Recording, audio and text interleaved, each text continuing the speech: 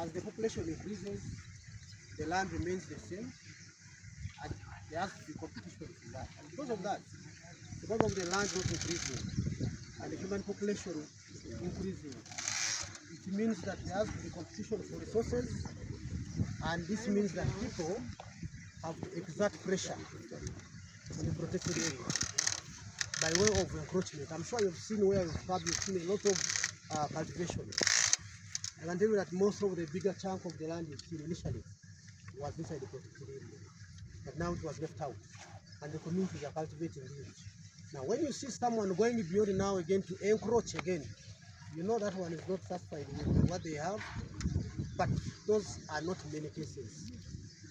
Most of the committee's members who are here, they know that they have benefited from land, from UWA, because we appreciate the fact that people have to cultivate, and these are Ugandans. That's the most important thing. They are Ugandans, but also human beings. So you cannot completely deny them access to land. So government made an arrangement to make sure that they are able to access land, which they are using, and they will talk to you, they are going to tell you by themselves. But the bottom line is that we are trying as much as possible to ensure that we have a very good working relationship with the communities that are neighboring the protected area. Like in any community, there are cantankerous fellows who always want to sow seeds of hatred. Sometimes you hold a meeting in the community and you think you have reached an understanding, but again you reach a point and do otherwise. But we know our role is to protect the conservation area, the protected area rather, to ensure that its integrity is not compromised. And in so doing, we use a number of approaches. One, of course, we normally use a software approach. In most cases, we use a software approach. The hardware approach comes in when we feel that our lives are endangered in the line of duty. Like the Chief Warden showed you some of the images. I don't want to talk about what the software says. Now, that's why we are here for you to see what we are doing. We take it a number of places, and we are able to appreciate the challenges, but also the relationship that we are trying to cultivate with our brothers and sisters to work together towards conserving the mountain. We all need it. People need to cultivate, but also need the mountain. Not only the community, but all Ugandans. You get me? So it is important for all of us, and we want to continue doing so, but ensuring that all our operations have a human face. I'm sure you were told about the operation we've been having a few weeks back. They tell you about them, okay? Where we are even giving progress periods, and we say we are allowing you this period. Please, instead of coming and cutting those crops, we say we are giving you this period.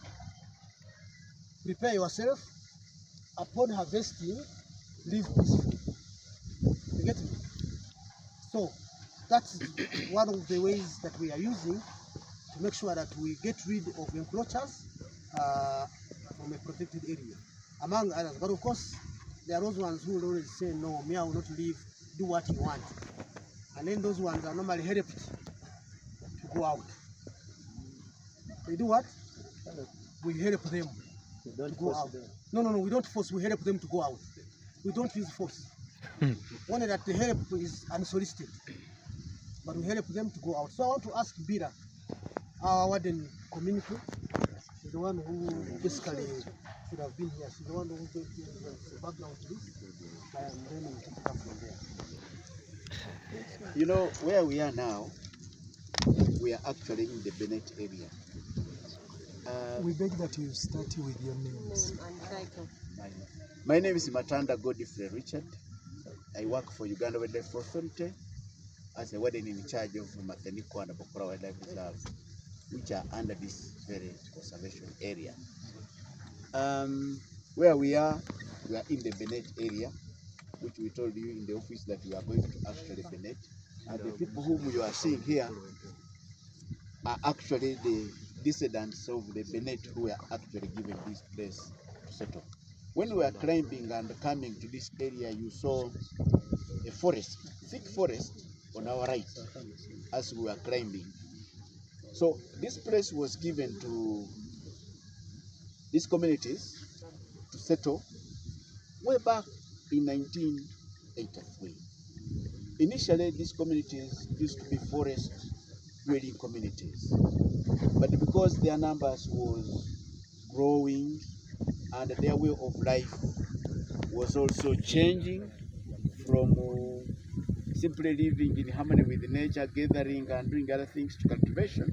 So the government of the time deemed it fit to put them initially at that time within this Bennett area. They allocated them 6,000 hectares of land in 1983. So they shared that piece of land. Their grandfathers, actually, the grandfathers of these people. So they lived, but as time went on, the population kept growing. Because they had been given the 6,000 hectares of land, so they kept also entering in part of the forest that had remained. So when Uganda Wildlife Authority took over this place in 1993, and we came to establish actually the land which had been given to these people, the 6,000, we realized they had actually gone beyond. So we put a mark and said there's no more expansion. Now in 2002, the 6,000 hectares that was given was actually excised off, degazetted from the national park. But the 6,000, after degazetting, we realized that there are some people who still remain above the 6,000. Now these are the people who remain, and as government, we did not want just to chase them away because they had been given this place to settle. Only that what we want as Uganda Wildlife Authority is harmonious coexistence, conservation, and community livelihoods. So you realize that maybe as we stay, like the manager has said, there are wrong elements who come and mix up with the people who are actually settled as the Bennett. Then those people carry on other activities that are considered illegal in the national park. For example, like going into catch timber, like now bringing in livestock to graze in the part of the national park that is under protection, and other illegal activities. So those are the people we actually come when doing operations to make sure that we tell them not to continue doing that. But we have stayed harmoniously with them, just like you are going to hear from them. There are those commotions that occur when we come to carry out operations. So I don't want to waste a lot of time, but I want to handle the exact figures. Right now I may not be having, but at the time when the 6,000 hectares was being given to the Dorobos to settle, we can talk about 2,000 people at that time who were supposed to be settled in 1983. But as time went on, and the management authorities of the forest kept changing from forest department to national park, and the laws also changed. So you realize that, and the numbers of the people also changing, were also increasing. So you realize they were actually kept on encroaching. Specifically on the figures of the national park, the area. In 1983, government said they should be settled on the 6,000 hectares. But because at that time, even the people who were implementing the resettlement program did not have the modern gadgets that we are using, by the time they finished giving, they had actually given out 7,000. Instead of 6,000 hectares, they had given out 7,500. So that's where the challenge came. Now, the challenges we have been facing is the changing lifestyles of the communities themselves. Because initially, the people used to be growing crops for livelihood, for their survival. But life kept changing, things kept changing. They started growing crops for commercial purposes and other things. They began trading even in some of the forest products. So we found out that their way of life, which had changed, was not compatible fully with conservation. That's why we ended up having some commotions, like if people are actually going inside the forest to cut the timber instead of maybe going in for some forest products like vegetables and honey. That's when now we get a challenge with their way of life. Okay, I find. There are two things. Okay. One, they were given, even if they were given in error, we are not saying we want to get it out of them. That's a fact, and I don't think we, as Uganda Revenue Authority, we have evicted anybody from the 1,500. But as population increased, they also exceeded the 1,500. Now, where they exceeded is what we are saying, can we come back? But even then, we realize there are other developments that have actually taken place. Like you saw the high altitude training center. It is actually in the area that had exceeded the 1,500. So there's no way we are going to say, let these people just go, but we want to find an amicable way of how this land can be utilized. Can it be livestock? Can it be a multiple use zone? But we are not actually evicting anybody. Now here, where people had already been given this land, and once you have been given something, then ideally you own it. We practice Taunja where land has no conflict, where land is actually inside the protected area. Now we call in the communities to grow crops as we plant trees. That one cannot actually apply here because the communities ideally own the land because they were given. So Taunja cannot actually apply. Start with your name. So I'm called Ayeko Msova Steven. Msova Steven. I know small English, but I want somebody to interpret for me so that people can hear very clear. Is Ayeko Steven. Msopcho Is in the robo. Then Amajaga di idile jinkat kele majikas the wa. For him, he says he appreciates war. I'm new wala ko kiajembo because they are part of our children. Angat patele kile kabajito kola makarake bigo families. You know, in everybody's home there is a difference. We are not the same. Angat la kajiang la je ko nyiwo nyaka jonda ga matanda amtapana. We have spoken from a side with the leader here. Anyor wani mbala biga jak kibagale minkat bagrep le maji wembo woge. And he has found that most of our people are not aware how the forest should be conserved. Maji woge la ji wai. It should be protected. Ko gale pe ko gale cho men nita bo. It can provide us water and the air. Angu wogo ni mbale ula unda ba nan jimda ji munye tabon kapsa. And the way we breathe now is okay because of the forest. Then kam mojani banyo ni ba wale ci bona ko mbagare man ko ci to go wuta yisiet me mi jigri be mi yisiet waje ubiga jojaje. He previously told the leader that you have some of the rangers who are not even conserving the way we conserve. Amtala mo biga gore to ko bi ko jeje bile yemaji o maga to yang girip kore. He says we should unite as one and protect this area. Amwule ani kwa genga ni amita mungishiti. He says he's one of the one who resides in this community here. Ai ni kichoni nyewo wadene nyombale. When the warden came previously, chamala lueta bon kapasa. He talked to us very well. Ako stand beneto. He thanks him. Ako bigar kibawa. And some officials. Ngoy chale barije bendele ni chwe biga gorete. Ako na go uge. He told us that he was coming to divide the line which divides the community and the forest. He also spoke. He was happy because even the forest should be conserved. But when they came, when the warden was away, there are some of our brothers who do not want development. They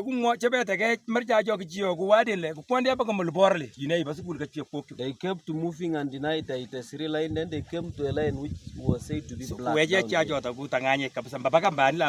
So that thing disturbed even where he lives, it was cut into the forest. He appreciates Zua. That in 1983, some of the people are not resettled. 2008, temporarily. Personally, for him, he was given land in Yatui just I'm temporarily. I'm Yatui for 6 months. That he was given a temporal land in Yatui. That is 6 months. For 6 months. 6 months. 2008. That is 2008. Matanda gave him. He protected and he used it. Till he bought the land where he resides now, where they have said is now considered as a forest. 97. He bought land from a man called Mosi who had the number given in 1983.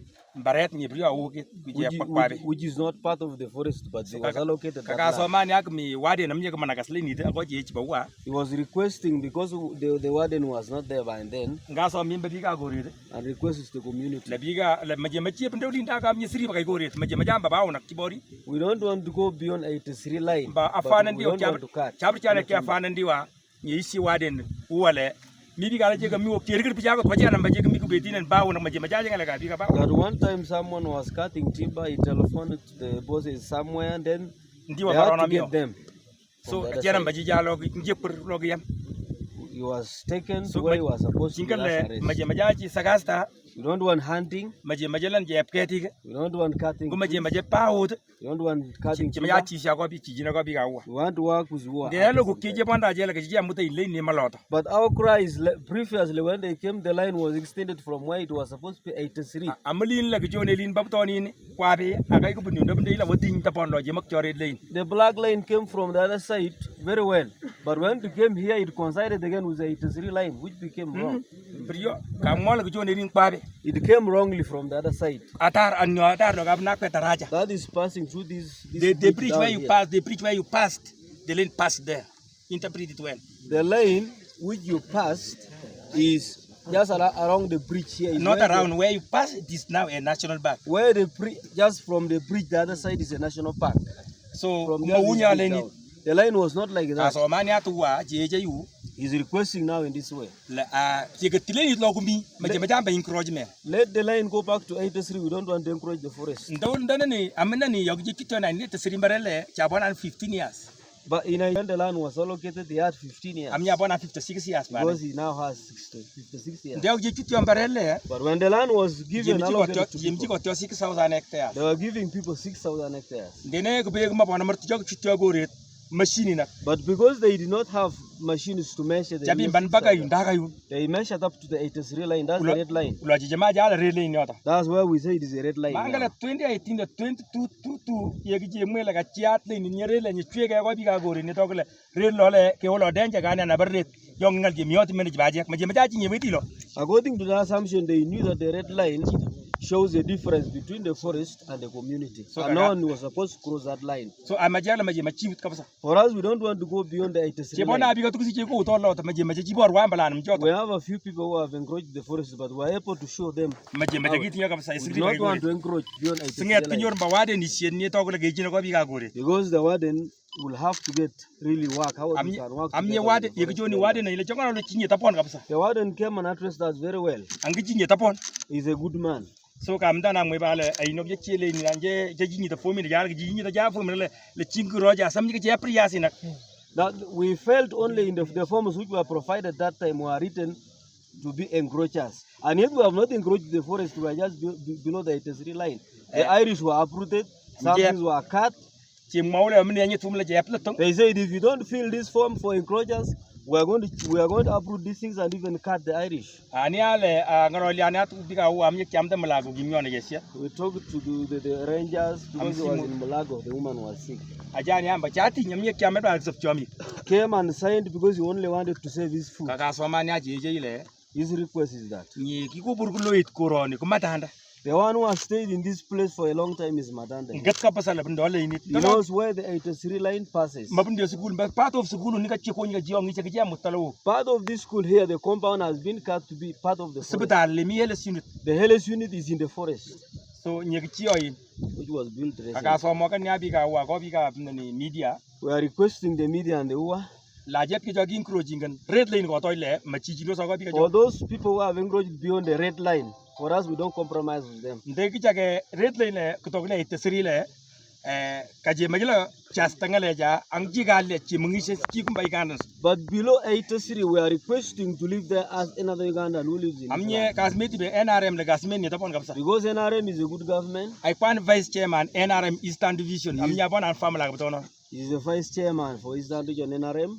so kaga amda mwele amda somo ambika jo migine mangale kabla ko galle gatile ni log yundo angi maji bonda jengal We are requesting only these people who are handling this matter to put the line on the red side, angi and we buru shall not have any problem. then le ga amda so toy in his own mind. Angkat le wade ni nyoku joni akpele. The warden who came last Kuma time, nagas ka yeka jaba la gas ba jek le anuloto. he had not seen the line with the request to go up to that line where the red line is and where the line was. put Lo ko recently, bundoy lo ko jibundoy. where they passed recently. Ndene ki jaga tune red line bagay le.